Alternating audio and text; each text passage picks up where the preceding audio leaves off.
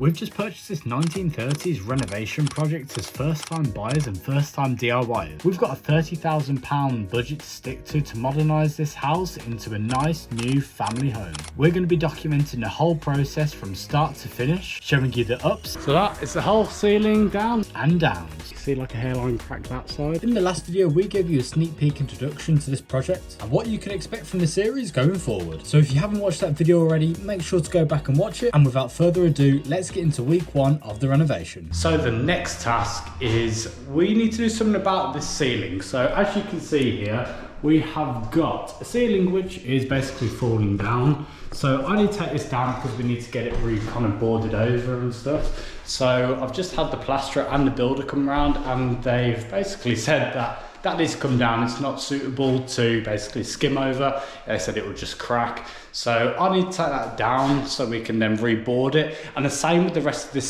ceiling, to be honest with you, because as you can see on the camera, there's like cracks all over the place. And he basically just recommended that we just basically take the ceiling down and or board over it. Now, I think it's better just to kind of do it properly first time and, you know, just probably basically just take it down and reboard it. So that's what I'm going to be doing. I've never done it before, so it's going to be a new challenge, basically, like the whole of this job.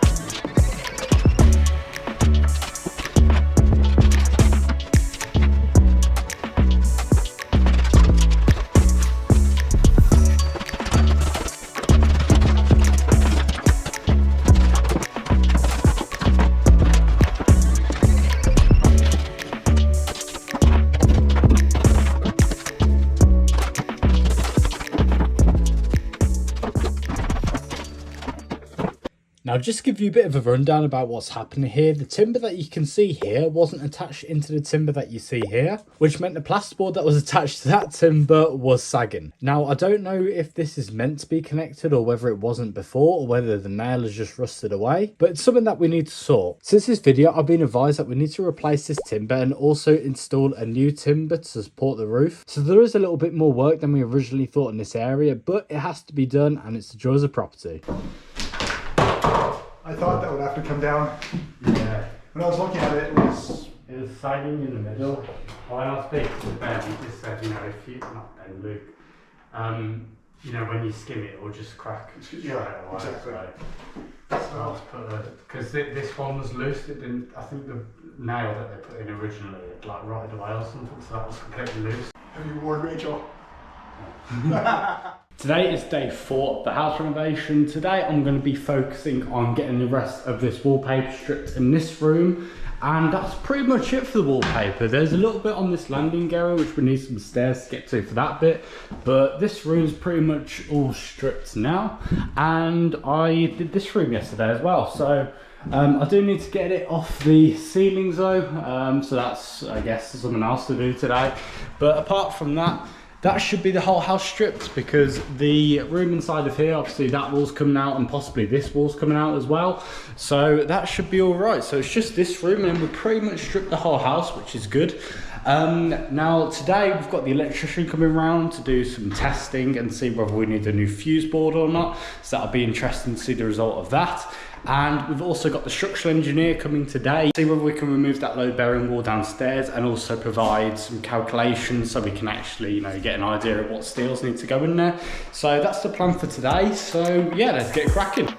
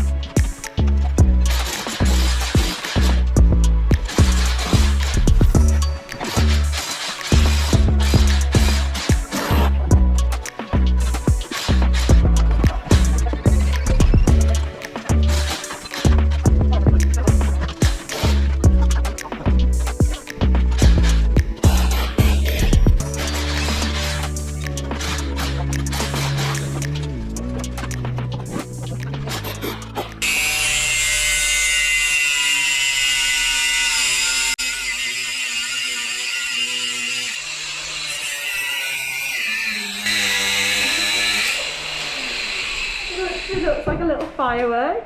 You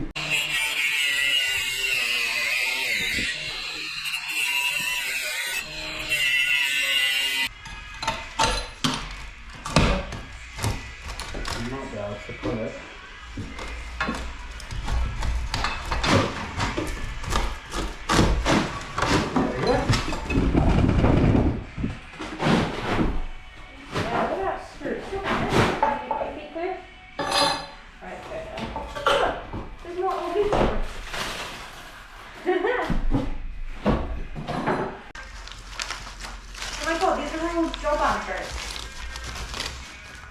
What's that? All these ones on here are job adverts. Hello. Yeah. So, found a car for a Saab 96 V4 red, 26,000 miles, £1,800. Nice if it was that nowadays. And the newest car here is 1975, so I can't have thought it would have been any time before that. I mean after that. So yeah, pretty cool find. And now we've got, try and lift it up. I got it. You got it. Oh, there we go. Now we've got a nice little fireplace. Look at that. We've just removed the other one, so that's going downstairs, and we're going to try and brick that up and plasterboard over it, and then we can get this room ready for plaster once the electrician's been in. So, looks good. And then now we are going to be stripping the rest of this bathroom down. So we're going, Rachel, with the SDS drill. Oh yeah. And we're going to be stripping the rest of these tiles around the bath.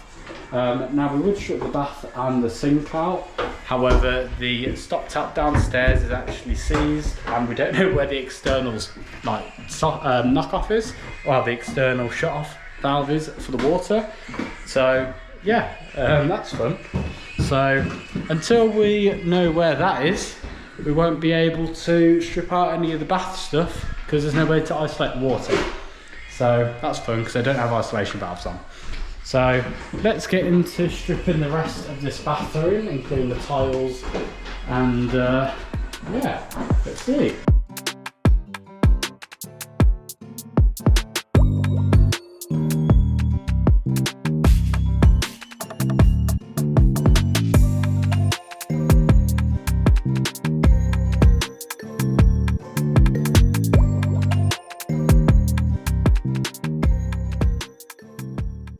So now we just need to take off all the radiators so we can actually decorate behind them and remove them. So let's get into it.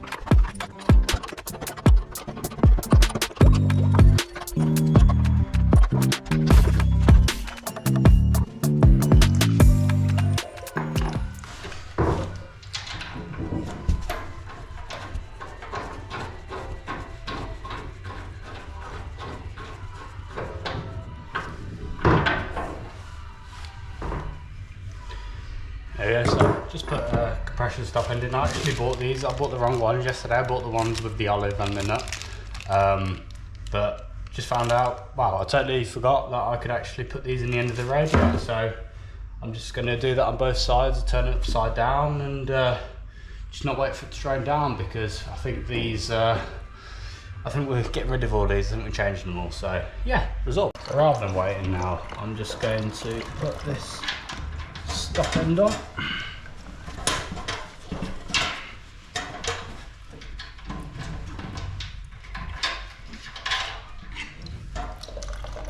Is this smaller than the other one?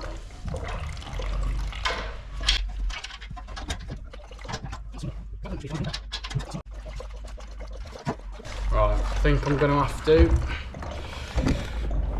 I think I'm going to have to empty this into the buckets because this ain't working.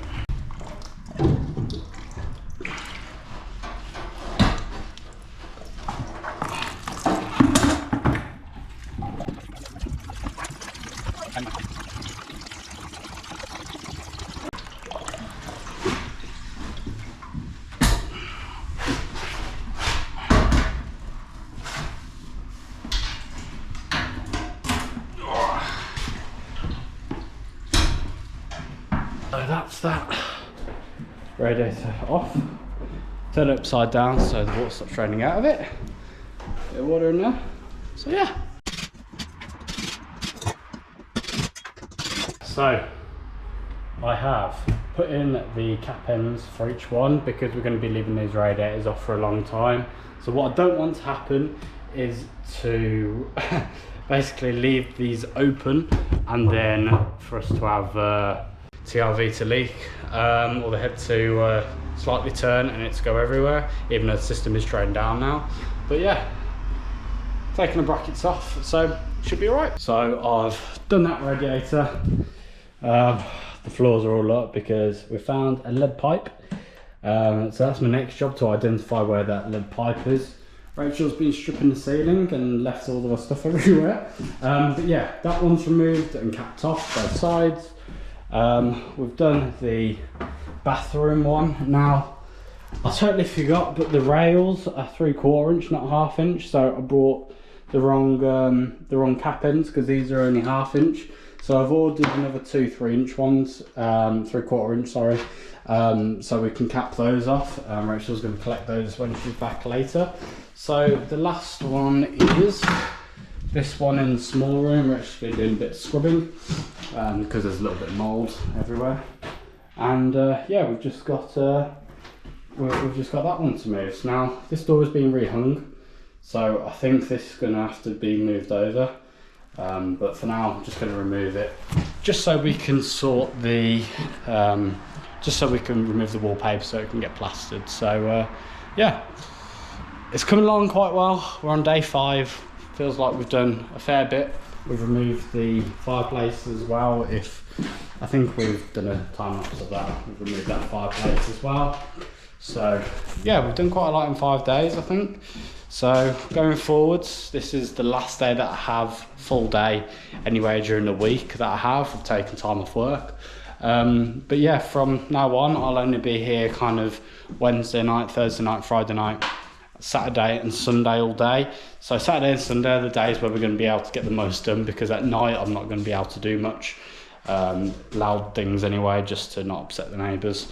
So yeah, we're getting on quite well. Hopefully there's not too many surprises apart from this massive crack, which the home surveyor said just needed repointing on the outside. I'll show you the outside now actually. So that is underneath that room, and as you can see, I'm not sure how well you can see it. You can see like a hairline crack that side, and there's also a hairline crack going along there.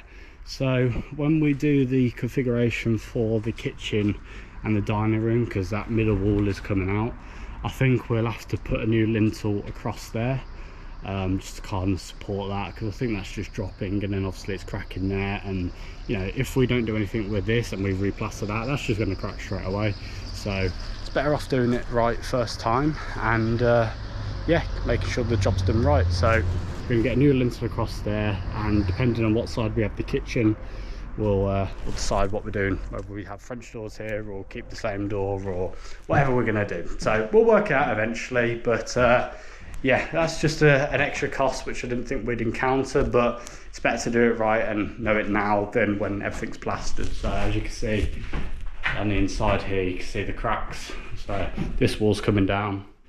So yeah, important stuff, but it needs to be done. So we're on day 5 of the renovation, as I mentioned, and unfortunately we've had some bad news in regards to the water and the gas supply to the property. Now, not necessarily the gas, but the water, I'll explain to you now. So we're in the kitchen now, and this is the mess underneath of our sink. Now this is the internal water supply here, and this stopcock here is actually seized, and there's a leak coming from somewhere there. I just got a bit of water on me, but that stopcock is seized. Now unfortunately it'd be quite an easy fix to isolate it outside, and then basically just cut that, or just cut in a new stop tap. Now that'd be easy if we had an external stop tap. So I've been onto our water supplier, and they basically had a look at the maps and said, nope, there's no external water stop tap of the property. Now, apparently that's to do with like a fire hydrant possibly, but that's just what they've told me. So there's no external stop tap, and that's seized, so which means that we can't strip out any of this mess or any of this until we get a new stop tap installed. So that means that we're going to need to call out a plumber with a freezing kit, and what that basically does is just clamps 2 bits either side of the pipework and basically freezes that section of the pipework, so you can cut out the valve and then put in a new stop tap in. So it's a bit frustrating. It's an extra, you know, £200 that we're going to have to pay to get that sorted, but again, it needs to be done. So yeah, it just needs to be done. Got a gas safe engineer round to cap off our gas meter, and he's actually going to move that up there, which is a really good idea, because at the moment it's down here and it's going to be quite hard to box in. So he's going to put that on the wall, which is going to give us a lot more space in that hallway area, and we can just box it in. Now, he's also mentioned, he's had a look at the boiler inside here, and there's only a 15mm supply, gas supply to the boiler. And apparently that's meant to be 22mm. So at the moment, he's just capped that off down there. So he said, you know, we can strip all the gas pipe work out. Well, I'm going to let him do that because I don't want to touch gas pipe work, to be honest with you. I'm happy with water, but gas I don't want to touch, even though it is disconnected. But yeah, he's disconnected all the gas from the property because we don't have electric there or electric to the boiler at the moment, because yesterday the electrician came round and basically knocked out all the electrics to the kitchen, so we don't have any power to the kitchen at the moment, and the boiler was fed off the same supply as the kitchen. So new kitchen supplies are required. We're basically going to need a new fuse board as well, based on what he said yesterday. So at the moment we only have like lighting downstairs, lighting upstairs, a water heater which is no longer here, so that can come out, a socket upstairs and socket downstairs. Now we need a new supply basically for the cooker, because the cooker's a 32 amp supply, I believe it is. So realistically that wants to be on its own circuit. Then we want the boiler on its own circuit, because if there's a problem with, you know, the sockets down here, it doesn't trip the boiler out, and also a new circuit for the kitchen. So he needs to put those in. Obviously we're getting new lighting throughout. We're going to have spotlights in the kitchen and the dining room. So yeah, it's I'm waiting back for a quote for that, so hopefully that won't be too much. But yeah, it's just better to do everything right the first time round. We've also had this upgraded. I'm not sure what it is. It's just National Grid have put in a new box, and that was free of charge, because the old one that we had, I'm not sure whether I got any pictures or any videos of it, but the old one that we had was just really old with the property, and yeah, they just changed for free yesterday, which was good of them. So yeah, I think that's basically everything up to date now with the electrics and any major issues that we have. And yeah, so hopefully nothing too extra comes out of the woodwork. So that is week 1 of the house renovation, I guess, finished, because this is the last full day that I've got here today, and then I'm back to work, and the next days will be next weekend. So it is currently the end of October 2024, and that is it for week 1 of our house renovation. Hope you enjoyed, and I'll catch you in week 2 and beyond. So that is the whole ceiling down.